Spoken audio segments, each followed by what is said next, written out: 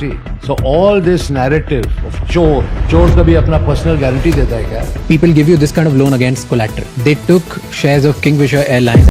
एक ऐसा ब्रॉडकास्ट जिसने एक दिन में कंप्लीट किए 1 करोड़ व्यूज। आखिरकार उस ब्रॉडकास्ट की क्या सच्चाई है, ये आज आपको मैं बताऊंगा। नमस्कार दोस्तों, एक बार फिर से आपका स्वागत है इस YouTube चैनल पर। एक बार फिर से शुरू करते हैं। वहीं इस ब्रॉडकास्ट को लेके मेरे दिमाग में कुछ बातें आ रही हैं। ब्रॉडकास्ट की एक्चुअल टाइमिंग, ऐसा कैसे पॉसिबल है कि आरसीबी जो 18 साल बाद पहली बार ट्रॉफी जीतती है, उसके एक्स ओनर जो कि देश छोड़ के भाग चुका है, उसका ब्रॉडकास्ट रिलीज किया जाता है और ये बोलकर कि वो तो बेचारा है। ऐसा कैसे हो सकता है? Actually going to jail. Would you be willing to return to country if you are assured fair trial? If I am assured, absolutely I would. वो भी मैच जीतने के 2 दिन बाद। ब्रॉडकास्ट तो आपने देख ही लिया होगा। एक टाइम था विजय माल्या मुंबई इंडियंस को अंबानी के अगेंस्ट खरीदने का दम रखता था। Is going to be that I want to know your side of story. There are so many things that we have heard. There are so many things which are probably right or wrong.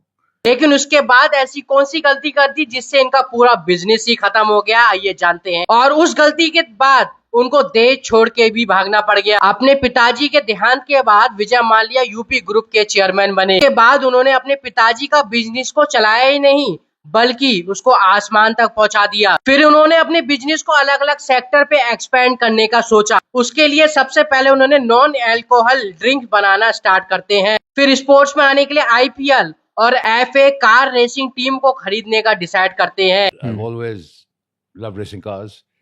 I was then involved with the motorsports clubs in India. I was chairman of the Federation of Motorsports Clubs of India for many years. And the job of the federation was basically to promote motorsports in India. Now, सारे expenses ठीक रहते हैं, उसके बाद ये decide करते हैं कुछ बड़ा करने के लिए, तो ये खरीदते हैं एक लग्जरी किंगफिशर एयरलाइंस को। The point of what happened in Kingfisher Airlines. uh, Okay. When did you decide that you want to start a Kingfisher Airline? the 2002, 2003. जैसे और इंडिया जैसी प्राइस सेंसिटिव मार्केट में ये बिजनेस इनका बहुत बड़ा failure बन जाता है।